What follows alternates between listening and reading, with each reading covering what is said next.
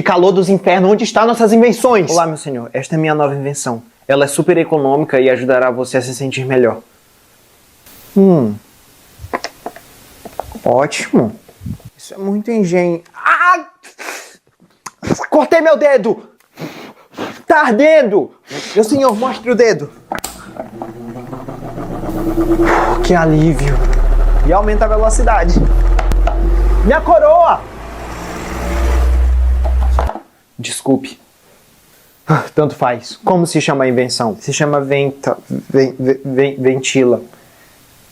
ventilador. Que comecem a